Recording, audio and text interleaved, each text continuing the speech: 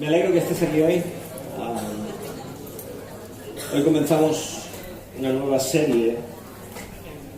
Yo estuve ahí y lo vi.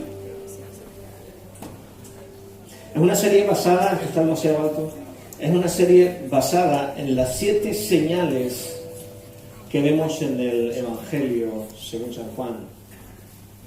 Juan fue una acompañante realmente de Jesucristo en su ministerio. Fue testigo ocular de todo lo que Jesús estaba haciendo. Tuvo la oportunidad de escuchar las enseñanzas que Jesús impartía. Y estuvo casi en todo momento con Jesús andando arriba y abajo. Y él observó, escuchó.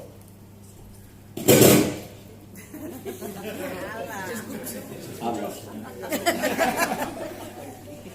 Él fue, como dije, un testigo ocular y escuchó todo lo que Jesús enseñaba.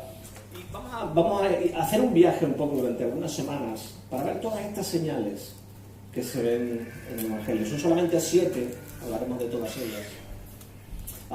Pero antes de entrar, hoy vamos a contar una de las historias, pero antes de entrar en la historia, tenemos que resolver una tensión que se refleja bien en el Evangelio de San Juan, pero también tiene que ver con nosotros porque tiene que ver con nuestra vida. Y la tensión es, por una palabra que a veces mal usamos o malentendemos o la entendemos de un modo en el entorno social, en la vida normal, secular, el trabajo, pero cuando la traemos al tema de la iglesia y la espiritualidad, le damos otro significado y no sé por qué hacemos eso. Y esta es la tensión que el Evangelio de Juan muestra, y quiero un poco hablar de ello antes de entrar en la historia. Y la palabra esa es creer, es la palabra creer. La usamos de un modo. Creo que voy a ir a las 4.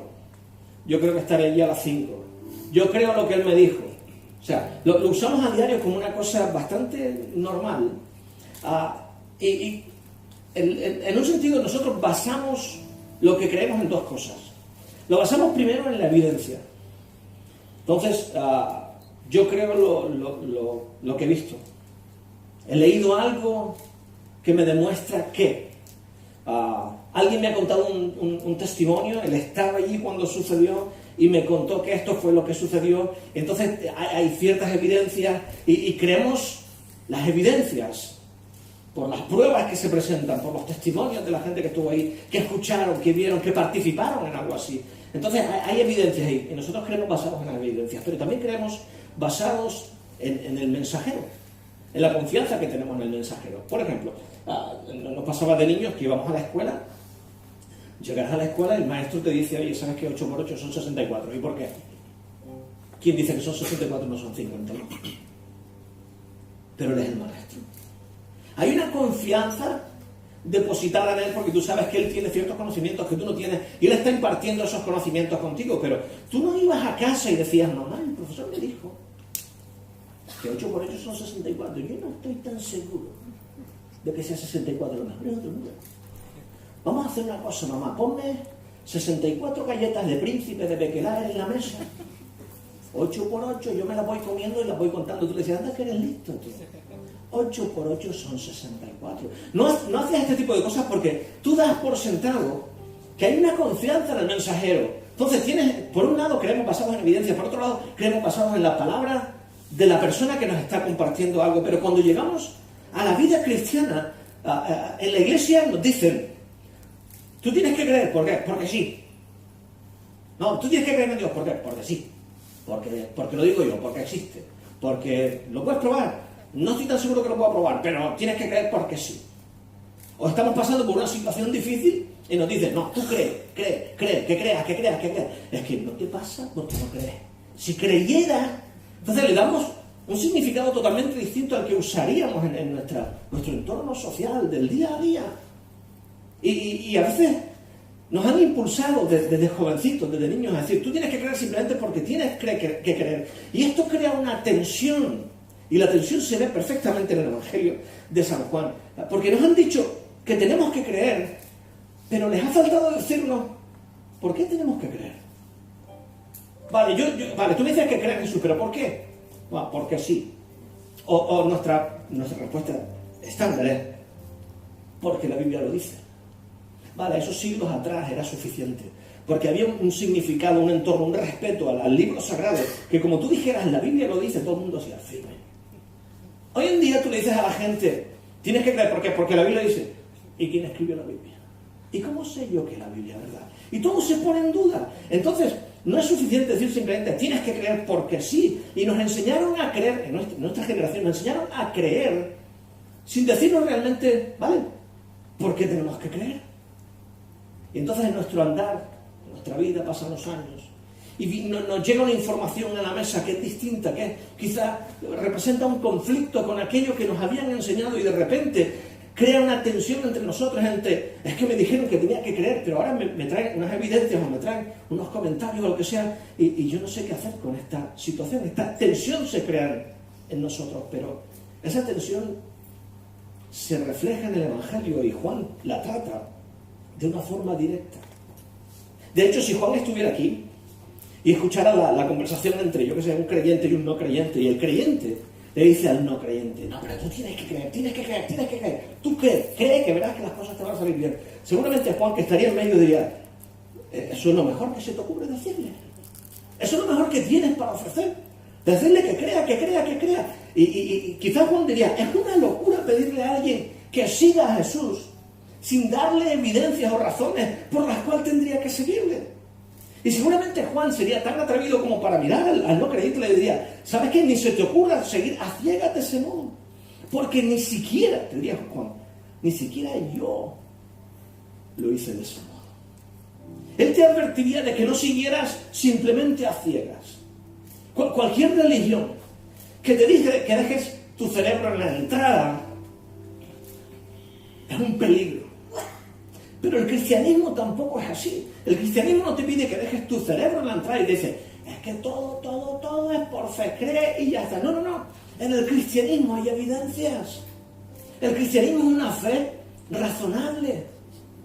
Y Juan te diría, yo tuve experiencias con Jesús. Yo estuve andando con Jesús por la tierra. Yo anduve con Él y sé cómo pensaba, sé lo que hacía. Yo fui testigo de las cosas que enseñó, de los milagros que hizo. Y aún así yo te puedo decir a ti de que ni siquiera yo le seguí a ciegas diciendo, voy a creer simplemente porque voy a creer. Él te diría, hubo un proceso. Mi vida fue un proceso, y en su escrito relata cuál es ese proceso. Él te diría, yo no seguí solamente por fe. Y te diría, tú tampoco lo hagas. Pero como mínimo párate. Examina las evidencias.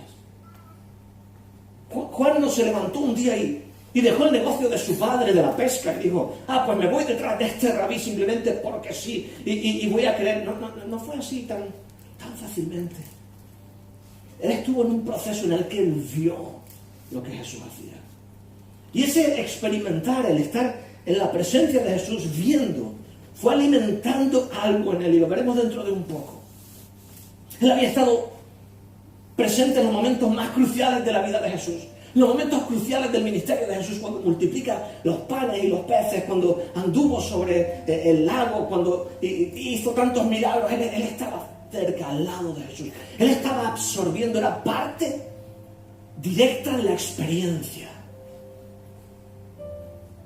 Y era como si alguien se hubiera acercado a Juan y le hubiera dicho, Juan,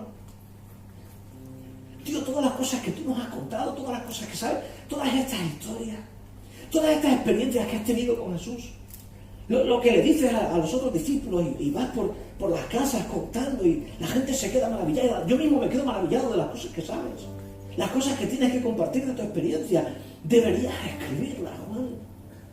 Deberías hacer un recuento de todo esto y comenzar a escribir esto para que pueda pasar de generación en generación. Ya Pedro dio su versión de las cosas que sucedieron, y el otro dio su versión también, y están escritas. Pero ¿sabes qué, Juan? Tú eres básicamente el último de los discípulos que queda vivo. Tú déjanos algo escrito. Organiza tu mensaje. Comparte estas experiencias con nosotros, documenta todo esto y alimenta no solo nuestra curiosidad y nuestra fe en Jesús, sino de las generaciones que van a seguir viniendo detrás de ti. Necesitas escribirlo. Y Juan lo hizo. Juan se sentó Y comenzó a pensar aquellas historias, aquellas experiencias que había tenido con Jesús. Y él comienza a anotar y en su recuento me gusta, porque él no está satisfecho con decir qué es lo que sucedió. Eso está bien. Ya Pedro lo había hecho, pero no se conforma con decir esto es lo que sucedió. Él quiere escribir lo que sucedió y decirnos el por qué sucedió. Y además no solo nos dice por qué sucedió, sino cuál es su meta en que lo haya escrito para qué escribes esto, Juan. Cuando a nosotros nos enseñan a escribir en la universidad o lo que sea, te enseñan a hacer una tesis, ¿no? Tú tienes que escribir la tesis y al principio tienes que poner, pues, de qué va el papel que estás escribiendo. Pues yo voy a probar la inmortalidad del cangrejo. Y el cangrejo es inmortal y tú empiezas a desarrollar tu tesis. Juan desarrolla toda su tesis y al final él nos dice por qué escribe todas estas cosas. Te voy a decir cosas que Jesús hizo, cosas que Jesús dijo. Te voy a decir por qué las hizo y por qué las dijo. Y después al final de su documento escrito, el Evangelio, al final él dice, esta es la razón. Y él escribe lo siguiente. Jesús hizo muchas otras señales milagrosas en presencia de sus discípulos. En otras palabras, no fui yo solamente quien estuve ahí. Estaba Pedro, Natanael, éramos varios, estábamos todos presentes cuando Jesús estaba haciendo todas estas cosas. Pero ¿sabes qué? Hizo muchas otras en presencia nuestra. Y había más gente también por allí que pudieron ser testigos de lo que Jesús hizo, las cuales no están registradas en este libro. Cuando él habla de su libro, no habla de la Biblia. Él habla de su pequeño documento que le está escribiendo, el Evangelio. No puedo relatar todo. Hizo tantas cosas y no están en este libro. Él continúa diciendo lo siguiente. Pero estas cosas se han escrito para que creáis. Este es el propósito que él tiene con esto. Yo quiero que creáis que Jesús es el Cristo, el Hijo de Dios. Y para que al creer en su nombre, y por esto escribo, por esto redacto, por esto cuento, por esto me dedico a poner todas estas historias, yo quiero que al final de todo entendáis de que Dios nos puede dar vida. Y yo quiero que vosotros, los lectores a quienes va a llegar esta historia, experimentéis esa vida. ¿Sabes que estoy llegando al final de mi libro? Estoy en el capítulo X y no me cabe todo lo que he experimentado. Es increíble. Pero he hecho solamente una selección, y la selección que he hecho es específica y la he hecho con el propósito de que creáis en Jesús y que sepáis que en Él, creyendo, podéis tener vida eterna. Juan quiere demostrar. Juan no cuenta las historias solo por contarlas. Mira qué guay, estaba un día por aquí, pasó esto y Jesús estaba caminando sobre el mar. No. Él va más allá. Él quiere decirnos, hay un propósito en lo que estoy escribiendo. Y él parece que tiene una secuencia en su vida para creer a Jesús. Y la secuencia es esta. Hay unos eventos que suceden. Están los discípulos, está Jesús. Hay un evento. Ese evento que sucede, Jesús hace algo que es una señal. Vamos a llamarlo también milagro por lo pronto. Después le cambiamos. Es un milagro. Jesús hace algo increíble. Es una señal. Esa señal da luz a una evidencia de quién Jesús es. Y entonces él comienza a creer en esa señal y en lo que Jesús seguramente es al hacer esta señal. Y entonces dice, wow, si ha sucedido esto, Jesús hizo este milagro, esto quiere decir que Jesús es Hijo de Dios. Si es Hijo de Dios, yo debería creer en Él. Así que como Él es Hijo de Dios y debo creer en Él, yo voy a confiar en Él. Ese es el proceso que Él lleva en su carta. No es como que Juan comienza diciendo, bueno, yo conocí a Jesús y puse mi confianza en Él. Y después de poner mi confianza en Él, esperé que todas las cosas sucedieran bien. Esa no es su experiencia. Él acompañó a Jesús. Él vio las evidencias. Él creyó quién Jesús era. Y entonces tomó la decisión de confiar en Jesús. Al final podríamos decir que lo que convenció a Juan no fue que alguien se acercó y le dijo, cree, tienes que creer. Lo que convenció a Juan fue lo que Juan vio. Y nosotros no somos muy distintos. O sea, si yo dijera, preparaos porque voy a levitar 2 metros en la plataforma, y para asegurarme de que veáis bien el truco, pues voy a levitar por toda la sala, voy a saludar a algunos de ustedes, les tocaré así en la cabeza, y podéis tocar que por debajo no hay nada, por encima no hay nada, voy a dar una prueba increíble. Si yo levitara así por la sala, vosotros saldríais de aquí diciendo, Juan Miguel, nuestro pastor, levita. Y alguien les diría, eso es imposible. Lo siento, no se puede negar, la evidencia está ahí. Lo he visto con mis propios ojos. Ahora, si yo simplemente os digo, yo puedo levitar a 2 metros y ir por la sala, pero para no asustarlos no lo voy a hacer. Ninguno de ustedes iría por ahí diciendo, Juan Miguel levita, porque diréis, vamos, es que me van a tomar por loco, y además no lo ha demostrado tampoco. Pero si lo demuestra, ahora lo veis. Si lo demuestra, si yo lo demostrara, seguramente no os daría miedo ir por ahí diciendo, tío, tú pensarás lo que quieras, pero yo estoy con el tío de vida, tío, y se levanta a 2 metros y a 6 metros, lo hace. ¿Por qué? Porque lo he visto, yo estaba ahí. Eso es imposible. No es imposible porque lo he visto. Tú no lo creerás, pero no es imposible. La situación es distinta, porque lo habéis visto. Juan no trata de compartir lo que él piensa acerca de Jesús. Él te dice lo que él ha visto. Ha sido testigo. Reconoce claramente. Él sabe quién es Jesús. No tiene dudas. Por eso tampoco tiene miedo. Y Juan piensa, voy a relatar lo que he visto. He visto estas cosas acerca de Jesús y han sido evidencia suficiente para creer que Jesús dice quién es Él.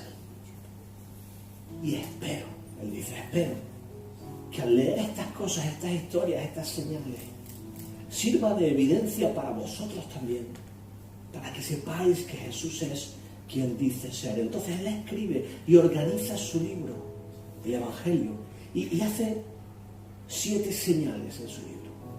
7 señales. Es muy importante que las llame señales. Él no las llama milagros. Todo lo que Jesús hace supernaturalmente, sobrenaturalmente, podemos calificarlos de milagros en sí. Pero es más que eso lo que está diciendo Juan. Jesús no anduvo sobre el mar solo para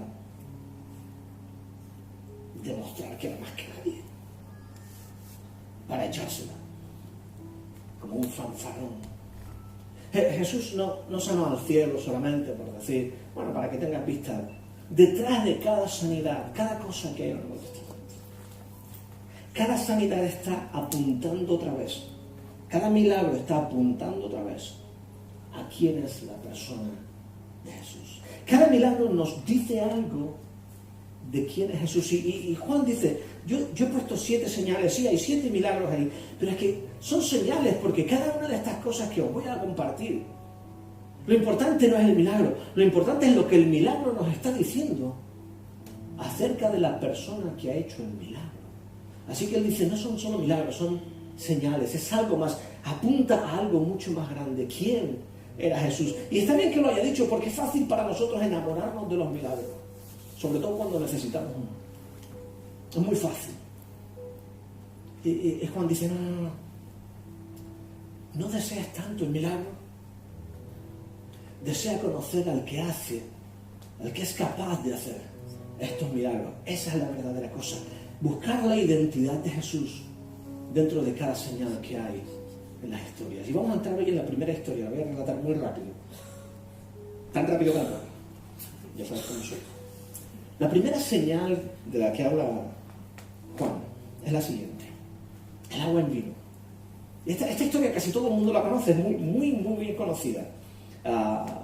Mira cómo comienza la historia. Vamos a entrar directamente. Al tercer día se celebró una boda en Caná de Galilea. Y la madre de Jesús se encontraba allí. O sea, estamos en el entorno directamente de una boda que se está celebrando. Y me gusta que diga que la madre de Jesús está ahí. Me gusta cuando las historias dan detalles, porque le dan realidad. No es érase una vez una princesa en un castillo muy lejano. No. María, ¿sabes María? Si la madre de Jesús, esa mujer estaba allí, estaba en la boda. Y comienza y dice lo siguiente. También habían sido invitados a la boda Jesús y sus discípulos. Entre sus discípulos está el que escribe este documento, Juan. Y él dice, bueno, estábamos allí en la boda.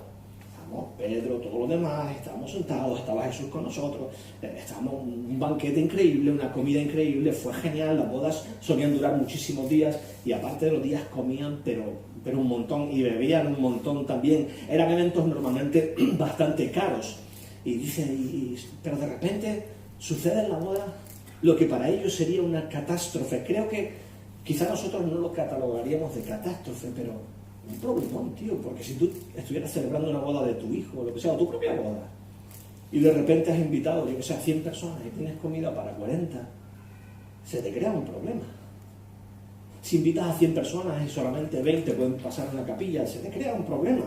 Si se te acaba el postre o el pastel, se te crea un problema. En este caso, algo sucede en la boda que crea un problema en la boda, y es el siguiente, es que el vino se acaba. Cuando el vino se acabó, la madre de Jesús se acerca y le habla a Jesús. Es interesante porque te podrías poner a pensar, bueno, se acaba el vino, ¿vale? Y yo mismo pienso, ¿y qué tiene que ver eso con Jesús? No era su boda. Era la boda de quien fuera, tío. Haber planeado mejor. No. María podía haber pensado lo mismo. Estamos aquí en la boda, estamos comiendo, estamos bebiendo, no pasa nada. Pero ahora dice el texto que María va y mira a Jesús. Y le dice precisamente eso de, oye, ¿sabes qué, Jesús? Se les ha acabado el vino. Es como si María supiera que en determinadas crisis podía contar con Jesús, tío, porque eso le dijiste al metre o al organizador del evento. No, ella va a su hijo. ¿Y por qué a su hijo decirle, oye, ¿sabes qué, Jesús? Se nos acabó el vino. Y yo entiendo la reacción de Jesús. Es como si esto hubiera pasado antes, ¿no? Da la impresión de que algo así podía haber pasado en casa. Que María a lo mejor podía haber estado en casa haciendo comida para su esposo y su hijo, y a lo mejor se le acabó los ingredientes, digo yo, no sé. Es lo que me hace pensar. Y cuando se da cuenta que le faltan ingredientes, se acerca a su hijo Jesús y lo mira. Mira al caldero, mira a su hijo, mira al caldero, mira a su hijo. Y le dice, mira por dónde. Estaba haciéndole un potaje a papá. Y si me acabaron otra vez los cargos borriqueros. Me pregunto, Jesús, si hay algo que puedes hacer acerca de esto. Y como, yo no miro. Algo que tú sabes hacer. Me pregunto si ella no iba al supermercado a menudo, porque es que, de otro modo, ¿por qué se acerca a ella Jesús a decirle, no hay vino? Jesús podía haber dicho, y creo que hizo algo muy parecido. Es mi que me cuenta. Es mi problema, porque me lo dices a mí. La boda no la he organizado yo. O sea, yo no tengo nada que ver con esta boda. Pero es como si María supiera que pudiese contar con Jesús en una cosa tan extraña. Y precisamente eso es lo que sucede. María se acerca y le dice, ¿sabes qué? Ya no tienen vino. Mira la reacción de Jesús. Jesús reacciona y dice, mujer. ¿Te quedas pensando, mujer? ¿Tu madre? O sea, un respeto, ¿no? Pero porque parece que está en una expresión fuerte, mujer. Pero realmente si buscas detrás de eso, la intención es hablar a su madre de una forma formal, porque están en un entorno formal. Entonces Jesús se acerca a ella, es como si le dijera, mi señora. Es una forma respetuosa, no cruda, respetuosa de acercarse y de hablarle a su madre, mi señora. Contexto formal. Podría haberle dicho, mi señora. ¿A mí qué me cuenta? Mi señora, ¿a mí qué me dice? Mi señora, ¿es mi problema tener que solucionar el tema del vino? Mi señora, ¿y a mí qué? Fíjate, mi señora. ¿Eso qué tiene que ver conmigo? Nosotros diríamos, ¿y a mí qué me cuenta? Habla con el metre, habla con el responsable. Pero yo creo que Jesús está diciendo, mi señora, a mí me cuenta. Estoy con mis amigos, tomando vino, estoy pasándolo bien, estoy en la fiesta, estoy disfrutando, se ha acabado el vino y la madre lo está mirando así. Mi señora, mi señora. Entonces mira a los sirvientes que están por ahí. Mientras Jesús está intentando justificarse, a mí que me cuenta. Y le dice a los sirvientes lo siguiente. Dice, ¿sabes qué? Haced todo lo que os ordene. Como, cállate niño. O sea, vas a hacer lo que yo te diga. Sé que lo puedes hacer. Sé que hay algo que puedes hacer. Sé que tienes la solución. He ido a ti en momentos de crisis y has solucionado. Hay un problema. Yo sé que lo vas a hacer. No me digas mi señora, porque mi señora no es mi problema. Y ella me lo... ¿Sabes qué? Hacer lo que os diga. Y se va de la escena. Dejó a Jesús con la palabra en la boca, básicamente. Jesús no tuvo oportunidad de volver a contestar, a decir, mamá, ¿sabes qué? Yo he venido a ser el salvador de la humanidad, no el salvador de las bodas. Yo organizo el futuro de la humanidad, no organizo bodas. No quiero que la gente me conozca a mí por el organizador de las bodas o el salvador de las bodas. No quiero, o sea, eso no es suficientemente mesiánico, mi señora. Yo he venido a hacer una labor mucho más alta. Lo dejó con la palabra en la boca. Jesús dice, y ella dice, hagan lo que les diga. Y ya ellos, los sirvientes, van directamente a Jesús y se quedan mirando a Jesús. Y Jesús está ahí. Pero todo esto estaba gobernado divinamente. Jesús sabía seguramente lo que iba a pasar. Entonces, yo miro esta escena.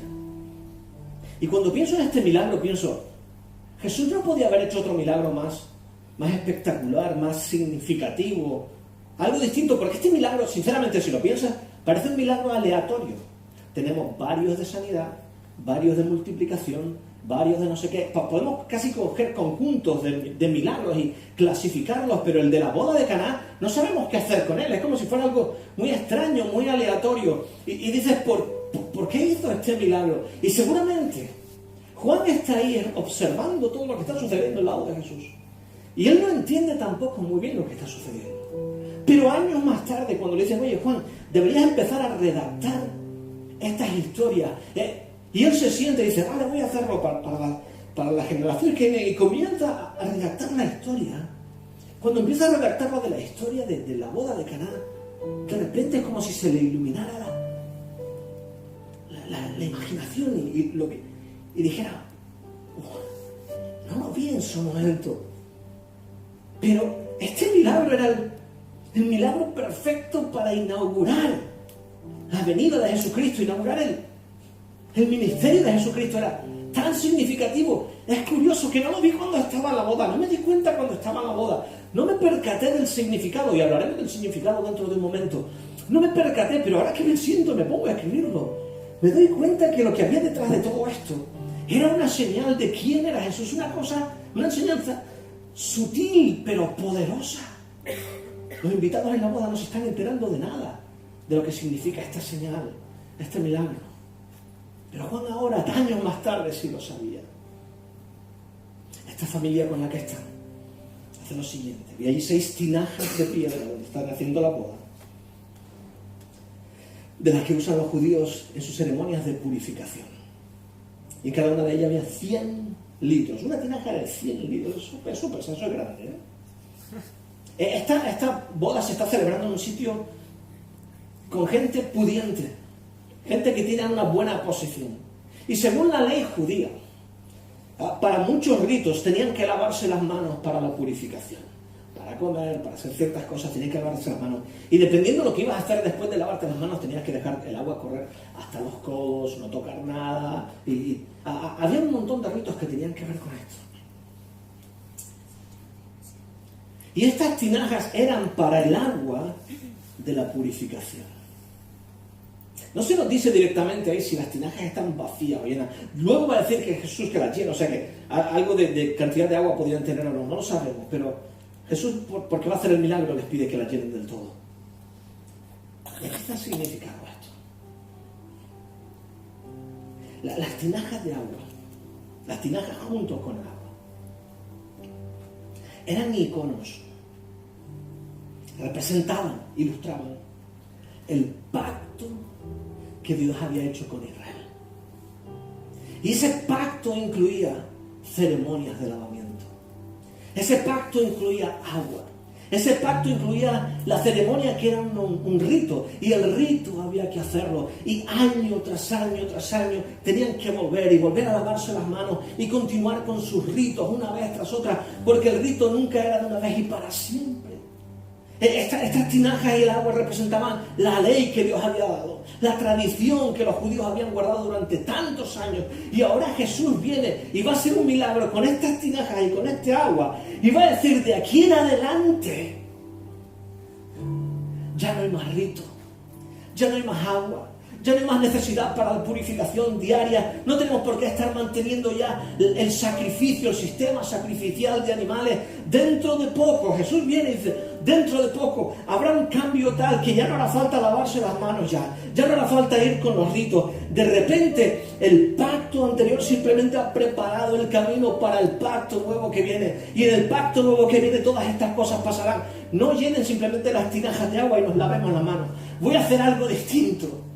El pacto apuntaba a una nueva figura que iba a entrar en la escena, en el escenario del mundo, y este mismo era la persona de Jesús. Todo lo que habían hecho durante el Antiguo Testamento hasta ahora apuntaba a un nuevo pacto, a una nueva forma, a una persona nueva que vendría y cambiaría todas las cosas, de modo que sería un sacrificio una vez y para siempre, y el rito podía quedar atrás. Y todo esto significa el agua, las tinajas, todo el sistema sacrificial. Jesús era brillante como lo hace, porque ilustra el cambio, la transición de un pacto antiguo a un pacto nuevo, simplemente con el agua y las tinajas. Y la gente no tiene ni idea en ese momento de qué es lo que está sucediendo.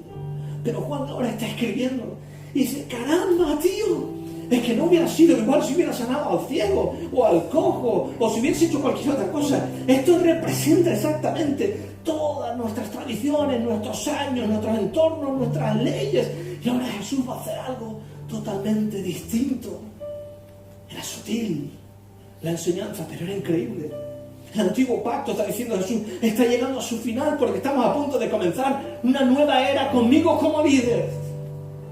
Alguien mejor, alguien mayor ha entrado en el escenario.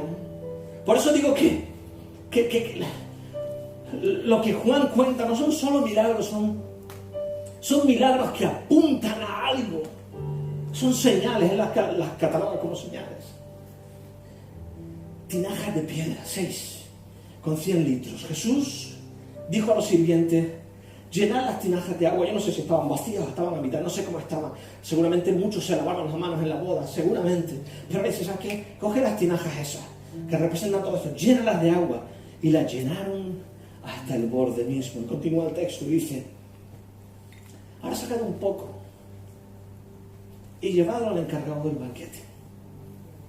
Y así lo hicieron. El encargado era quien decidía qué es lo que se bebe, cuándo se bebe, cómo se bebe, a quién se le sirve, cómo se sirve.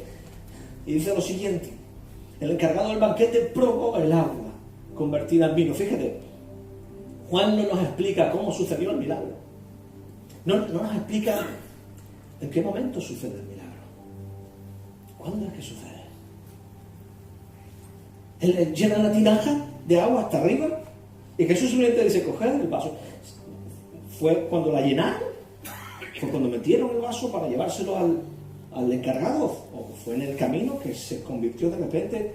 No lo sabemos, no lo dice. Pero te digo una cosa.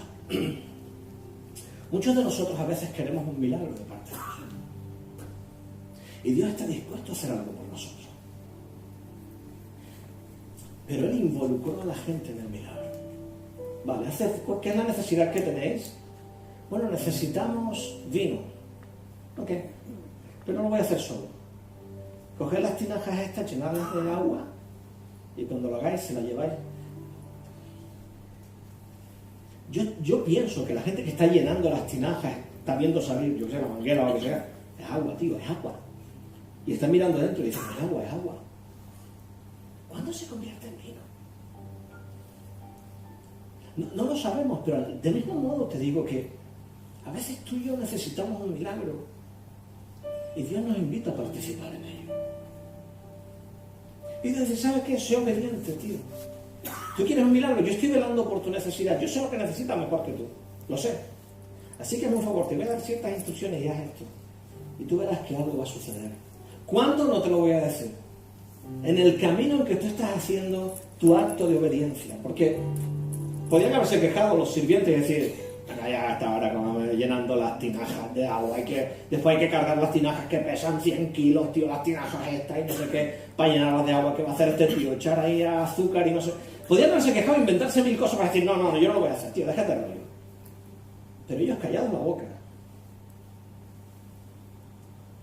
Simplemente hacen lo que tienen que hacer. Lo que el maestro les ha dicho. Te aseguro una cosa. Cuando nosotros obedecemos a Dios, tranquilos, sin pelearnos con Él, sin discutir con Él, Dios está a punto de hacer algo por ti, el milagro está a punto de suceder, no sé si es cuando está en la tinaja, no sé si es cuando está en el vaso, no sé si es cuando está lleno, pero cuando llega al final, el milagro ha sucedido y de algún modo el agua dejó de ser agua para ser vino. Muchas veces perdemos bendiciones de Dios porque nos quedamos a medio camino. Porque queremos algo de Dios y cuando le pedimos y Él nos dice, vale, muy bien, vale, ok, te he escuchado, haz esto y esto y esto, empezamos a quejarnos. Pero que te has creído tú, voy a estar haciendo eso, no tengo tiempo, voy a hacer lo que sea, no me líes, haz el milagro, tío, haz el milagro. Jesús obra milagros en el camino de la obediencia. ¿Cuándo sucedió? No nos lo dice. Pero este hombre coge el vaso de vino y él va. Anterior. Ahí. Coge el vaso de vino. Prueba el agua convertida en vino sin saber de dónde había salido. Aunque sí lo sabían los sirvientes, ¿de dónde? Del grifo. De ahí salió. Entonces llama al novio y le dice al novio lo siguiente. Yo no sé lo que has hecho. La verdad es que no sé lo que has hecho. Pero has hecho algo sin precedentes. Normalmente se hace al contrario. Todos sirven primero el mejor vino, el mejor. Y cuando los invitados han bebido ya, entonces se les saca el vino más barato. Cuando ya están de vino hasta las narices, están ciegos y llevan 3 días bebiendo vino, ya no saben ni lo que están bebiendo. Entonces ahí les metes el vino malo y ellos siguen bebiendo. Pero al principio, para quedar bien con la familia y con los invitados, lo que hacemos es sacar el mejor vino. Yo estuve viendo un vino por ahí. Puse el vino más caro del mundo, 240.000 euros. Hermanos, de verdad, si algún día tienen que invitarme a comer a casa, de verdad. No digo que se queden ahí, 240.000, quédense a mitad de camino entre Don Simón y el de 240.000, de verdad, con mucho respeto. Sacan el mejor de los vinos. Y este hombre, el encargado, está pero asombrado con lo que está haciendo. Me gusta cómo lo dice. Fíjate lo que dice ahora. Ese es el vino de 240.000 euros. Le dice,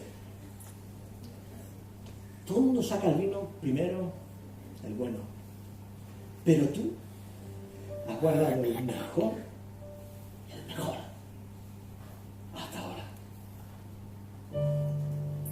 Y Dios también lo hizo así. Os voy a dar un pacto. Israel, vas a tener que hacer sacrificios de animales para el perdón de los pecados, ofrendas por la paz, un montón de cosas. Vas a tener que hacer todo esto. Y habrán leyes, y os lavaréis las manos antes de hacer esto. Y habrán ritos. Este es un pacto, pero Dios se había guardado lo mejor para el final.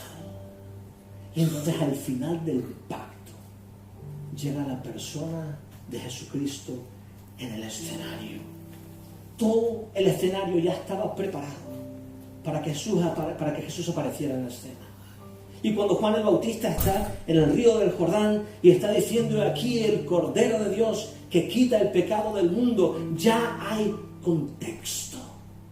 Porque ellos conocían la historia, ellos conocían el antiguo pacto y ahora hay contexto para entender qué es lo que Jesús ha venido a hacer. Él es el Cordero de Dios. Ellos sacrificaban corderos para el perdón de los pecados. Ahora Jesús va a ser el Cordero inmolado y va a ser el único sacrificio una vez y para siempre. El pacto anterior y el pacto nuevo eran totalmente distintos, pero uno abría la puerta al siguiente. Y Jesús usa este momento en la boda. El mejor momento para ilustrar lo que Dios está a punto de hacer. Para decir al mundo que había llegado el Salvador del mundo realmente. Algo mejor que lo anterior. Que no quiere decir que lo anterior era malo, pero lo anterior simplemente preparaba el camino para algo mejor que había de venir ahora. Y ahora Jesús venía a establecer algo nuevo. Era más que un milagro. Fue una señal. Más que un milagro, una señal.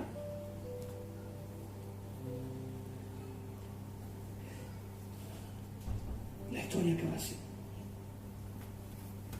Esta es la primera de sus señales. La hizo Jesús en Caná de Galilea. Mira lo que dice, quiero que te fijes en el proceso. Así reveló su gloria. Y sus discípulos creyeron en él. No dice. Sus discípulos creyeron en él y entonces como consecuencia, pues él dijo, bueno, ahora que creéis en mí, le habéis puesto la fe en mí, ahora os puedo demostrar quién soy. Y vais a ver mi gloria, ¿no? Jesús reveló. En otras palabras, los discípulos están ahí, de invitados en la boda. Jesús no ha empezado a hacer milagros ninguno y de repente va a hacer esto. Y después de hacer este milagro, todos los discípulos están mirándolo pensando, ¿quién eres, tío? ¿Cómo es posible que haga algo así? Estás revelando tu persona a nosotros, estás diciéndonos quién eres.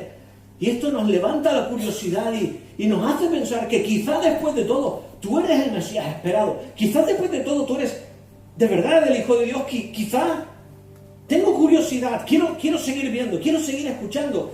Quiero caminar contigo, quiero experimentar lo que nos estás ofreciendo. Y hay un acercamiento de Jesús, de los discípulos a Jesús. Primero Jesús revela quién es y entonces levanta la curiosidad.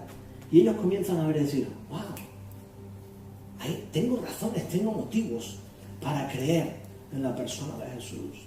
¿Pero por qué creyeron? No porque alguien les dijo, tienes que creer, tienes que creer, tienes que creer. No. Creyeron porque había una razón para creer. Había una razón para creer. Desde el principio Juan establece este paradigma. Yo no creí solo porque sí. Yo anduve con Jesús. Y en el proceso de ver todo lo que estaba haciendo, cada vez me iba convenciendo más de que Él de verdad es quien dice ser. Y cada señal que hacía, cada paso, cada milagro, cada conversación que tenía, cada cosa que nos revelaba, me hacía darme cuenta de verdad que yo debía confiar en Él, que seguramente es quien dice ser. Aún así, cuando Jesús es arrestado, todos lo abandonan. Hay momentos de duda, hay momentos de dificultad. ¿Cómo es posible que el que vino a ser el rey, príncipe y nuestro líder ahora ha muerto en la cruz y ha sido sepultado? Y los momentos de fe van arriba y van abajo, pero ellos están en el proceso, están creciendo, están andando, están conociendo, están escuchando. Si alguien te dijo que no puedes seguir a Jesús hasta que no creas todo, no. Tú puedes seguir a Jesús aunque no creas en Él. Jesús se acerca a la mesa de Mateo y le mira y le dice, sígueme. Y Mateo está mirando y dice, ¿tú quién eres? Tú deja eso y sígueme. Y Mateo, con todos sus errores, con todo su pecado, con todo lo que era, simplemente comienza a seguir a Jesús. Y él va siguiendo a Jesús y es en el camino, cuando va siguiendo a Jesús, que sus ideas van siendo transformadas, su forma de ver la vida, su forma de ver la sociedad, su forma de amar a la gente. Todo lo que Jesús le va ofreciendo, los milagros que va viendo, las señales, van transformando la vida. Tú puedes comenzar a seguir a Jesús ahí donde estás. No necesitas creer todas las doctrinas, creer todo. No. Puedes acercarte a Él. Puedes comenzar a seguirle. Esa es la invitación que nos ofrece. Pero había una razón para creer para Juan. Y comienza, o acaba así esta historia, diciendo lo siguiente. Después de esto, de la fiesta, Jesús bajó a Capernaum con su madre, sus hermanos y sus discípulos, y se quedaron allí unos días, y así comienza el ministerio de Jesús. Y es importante, porque quizás tú estás en un momento en que tienes dudas. Quizás has conocido al Señor hace mucho tiempo y tienes dudas, o quizás es tu primera vez aquí y todavía también tienes dudas y no sabes qué hacer con toda esta información. En el caso de Juan, si Juan estuviera aquí, te diría, ¿sabes qué? No hay razones para seguirle a ciegas. Hay evidencias, y te puedo contar mi historia. Mi caso mismo no fue así, te diría él. Yo lo estaba siguiendo, estaba viendo y cada vez me convencía más. Por eso, al final del trayecto, me quedo totalmente convencido de quién es. No tengo duda absoluta y comienzo a escribir toda la historia, todo lo que he pasado, para que tú también lo puedas leer y lo tengas contigo. Pero su experiencia no es la nuestra. No tenemos a Jesús aquí al lado nuestro y nos lleva por las calles de Barcelona para hacer milagros. Algunos habéis conocido a Dios así porque Dios ha hecho un milagro en tu vida. O en un vecino, o en alguien que conoces, una vida transformada, o yo qué sé, una sanidad, algo importante. Hay mucha gente que llega a conocer a Jesús así. Pero no es el caso de todo el mundo. Muchos de nosotros simplemente vamos escuchando y leyendo lo que nos va revelando estos historiadores. Nos van diciendo cuál es su experiencia y nos invitan a caminar con él en las calles de Nazaret o de Galilea y experimentar lo que ellos experimentaron. Y es increíble cuando así lo hacemos y escuchamos lo que ellos nos cuentan. Pero muchos de nosotros es simplemente por el oír, comenzamos a oír y nuestra fe va siendo edificada. Somos invitados a creer, basados en el testimonio y las evidencias de ellos mismos. Juan había visto algo que no podía negar. Su vida había sido transformada. Y no fue la suya sola. Todos los discípulos dieron su vida por la realidad de ese mensaje. Que uno se hubiera confundido, vale, lo entiendo, a lo mejor uno se volvió medio loco, ok. Pero que todos estuvieran dispuestos a morir por este mensaje. Es impactante. De verdad, si yo veo, como dije antes a Susana aquí levitar, y yo me voy aquí y la gente, voy diciendo en la calle y la gente dice, no, te lo estás inventando. Yo muero por esa idea. No, tío, lo vi y lo vi. Te puedes reír, puedes contarme lo que quieras, puedes decir que no, puedes traerme a la policía, puedes hacer lo que quieras, puedes llevarme al manicomio si quieres. Pero yo sé lo que vi y lo vi. Y ya está, no hay duda. Y si fuera el caso, un caso extremo, que tuviese que dar la vida por sí, que no lo daría por algo así, lo siento, Susana. Pero yo doy la vida por algo que creo. Estos discípulos dieron su vida por algo. Sería una tontería dar su vida por algo que se habían inventado, por historias que ellos mismos se habían inventado. Poner sus familias en peligro, sus hijos, sus esposas, sus padres sacrificados como mártires o lo que sea en el circo romano. Es que ¿quién haría una locura así por una idea que se habían inventado? Ellos habían vivido, habían sido testigos y por eso estaban dispuestos a dar su vida hasta el final de las consecuencias que iban con ellos, porque habían visto y oído lo que Jesús había hecho. Y Juan escribe 7 señales. Y él llega a esta conclusión al final. Y dice, el principio del libro, el verbo, Dios, se hizo hombre. No dice, y yo creo, ahora que lo pienso, es posible que Dios se hiciera hombre. No. Él escribe su carta, de su historia, y al principio dice, el verbo se hizo hombre y habitó entre nosotros. ¿Quiénes son nosotros? Nosotros, no, nosotros son ellos. Entre ellos, los 12, habitó entre nosotros.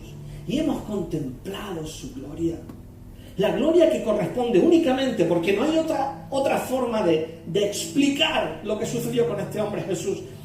Eso corresponde solamente al Hijo unigénito del Padre, que estaba lleno de gracia y lleno de verdad.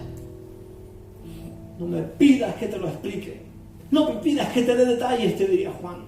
No sabría explicarte la encarnación, no sabría explicarte cómo es que un Dios tan grande puede bajar y hacerse hombre, no sabría explicarte la cruz, no sabría explicarte tantas cosas, pero ¿sabes qué? Lo que sí puedo explicarte seguro es que en diciembre del año X, en el día tal, estábamos en tal ciudad y entró un paralítico y Jesús se acercó y tocó al paralítico y se levantó y comenzó a andar y todos nos quedamos pasmados. Lo que sí te puedo explicar que era la Navidad de no sé qué y Jesús estaba andando y íbamos en un barco y de repente aparece Jesús andando sobre el mar y nos quedamos todos alucinando pensando, pero esto qué, yo no puedo explicarte la encarnación, pero puedo explicarte lo que vi porque estuve allí y lo vi con mis propios ojos.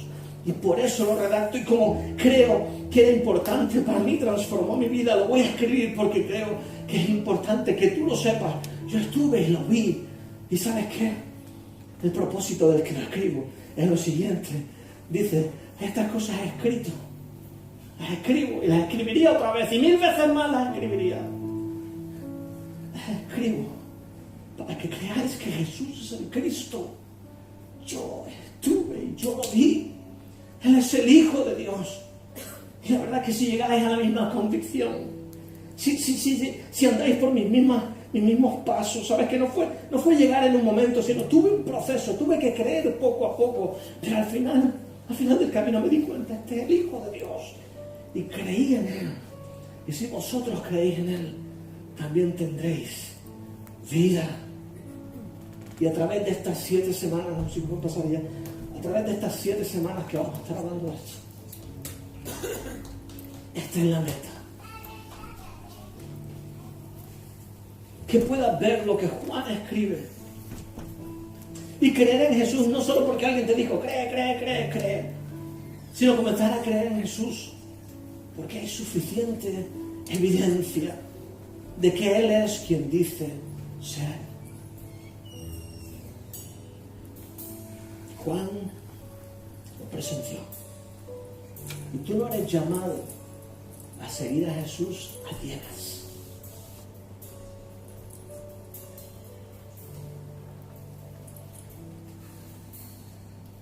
Te invita a conocerle de una forma personal. Así que dejemos durante estas semanas que el Evangelio de Juan nos hable, que nos cuente su historia. Abramos nuestros oídos espirituales también para escuchar lo que tiene que decir con nosotros o a nosotros. Y empezamos de verdad a creer que Jesús es el Hijo de Dios. Hay evidencias. Hay evidencias. Señor, gracias. Tú eres bueno, te preocupas por nosotros y has dejado escrito cosas tan importantes, tan jugosas, Señor. Y tú has permitido que estas historias queden clasificadas y escritas en los evangelios. Y como dice Juan, es para que nosotros creamos que tú eres el Hijo de Dios. Y eso cambiará nuestra vida por completo. Señor, queremos tener esa vida. Ayúdanos a creer. Amén, Señor.